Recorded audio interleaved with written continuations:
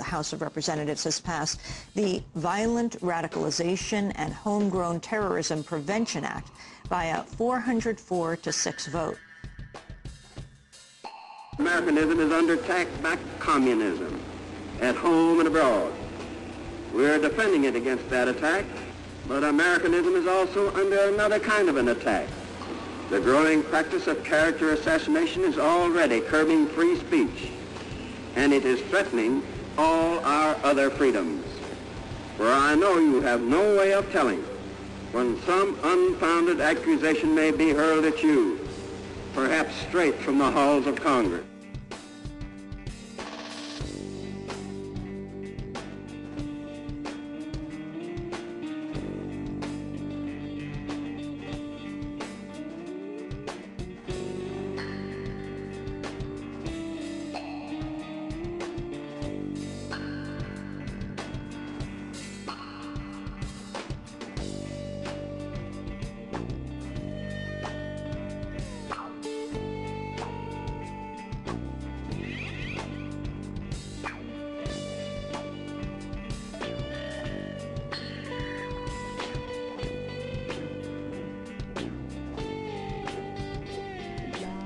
On November 7, 2007, Mark Weitzman, representing the Simon Wiesenthal Center, spoke before the Homeland Security Subcommittee, and Jane Harman, author of the bill H.R. 1955. The meeting was titled Using the Web as a Weapon, the Internet as a Tool for Violent Radicalization and Homegrown Terrorism. Mr. Weitzman very directly labeled the peaceful 9/11 Truth movement as extremist and associated it with violent criminals like terrorists. One of the things that we have discovered is that some of the methods used by both our homegrown extremists as well as international extremists are the same. By trying to appeal to a closed group that is, create a closed environment, they help influence the process of radicalization, as has been described earlier. Some of these are conspiracy theories that present a closed view of the world, such as blaming 9/11 as in part of an outside job or a job by outside groups such as the U.S. government. We must have increased cooperation internationally among the political, law enforcement, NGO, academic, and all other interested sectors. There must be the political will to legally act when necessary. He then went on to display in a PowerPoint presentation web pages from the architects and engineers for 9/11 Truth website. He gave them a rather prominent place among some truly nasty, radical jihadist websites and other websites advocating violence. The implication being that peacefully asking questions and demanding answers is terrorism. This is not a hateful website. This is a group of 241 architects and engineers that have serious and educated questions that were not answered by the FEMA or NIST reports, and in the case of Building 7, weren't even asked. Why would Mr. Weitzman accuse these architectural and engineering professionals of spreading disinformation and label them terrorists? They are American citizens. They are educated professionals within their respective fields, and they are activists petitioning Congress for an investigation of the questions raised by their findings. There are no threats posted here, no joy expressed at horrible losses, only genuine concern that truly valuable evidence was overlooked in existing reports. You can see for yourself at ae911truth.org that there is no violent radicalization going on here. Terrorists don't ask Congress to investigate things, and they certainly don't have web pages listing their names and upcoming speaking engagements.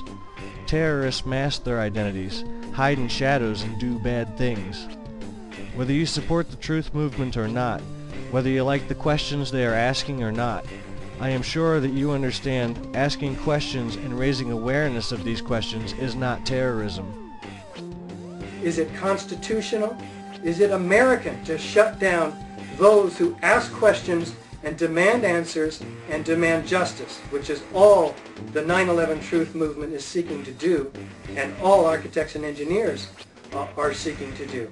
What is being attempted here is to tie science-based organizations such as ae911truth.org to terror sites and 9/11 conspiracies and disinformation.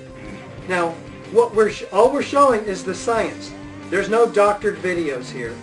There's no disinformation. Everything we show is backed up and referenced. And had Mark Weitzman looked at our site before he put it up there, he certainly would have seen that that is the case. Critics of H.R. 1955 have pointed out that the very loose language of the bill could label freedom of speech and other non-violent forms of political opposition as homegrown terrorism.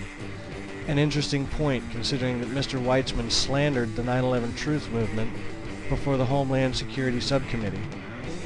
Proponents of the bill, and those that simply doubt the danger of legally defining homegrown terrorism so loosely, argue that the bill would merely establish a harmless commission to investigate ways to prevent violent radicalization and homegrown terrorism.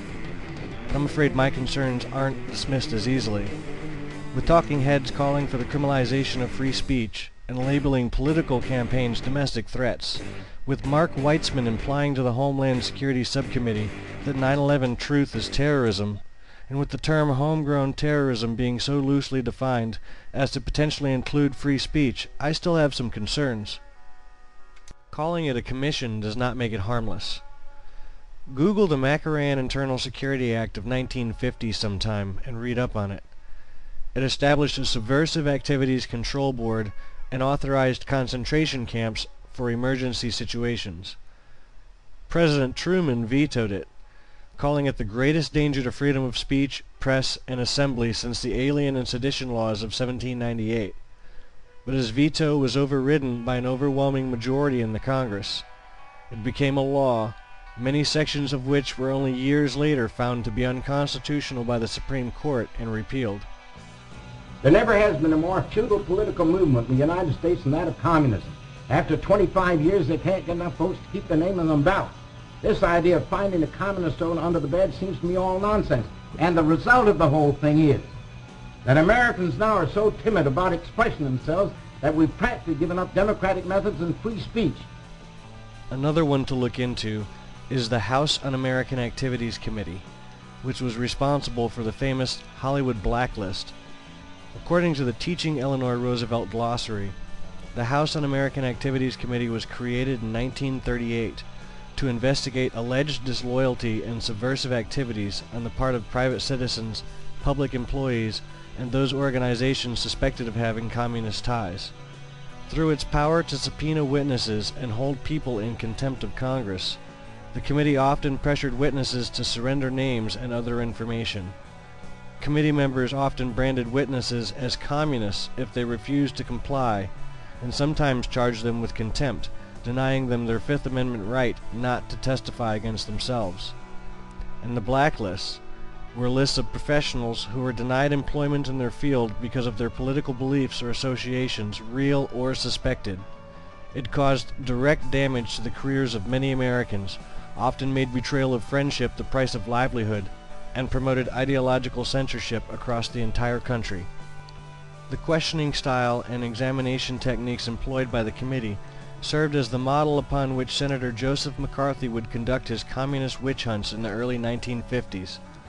McCarthy learned from the House Un-American Activities Committee that baseless accusations, defamation, and guilt by association could ruin lives and make anyone suspect.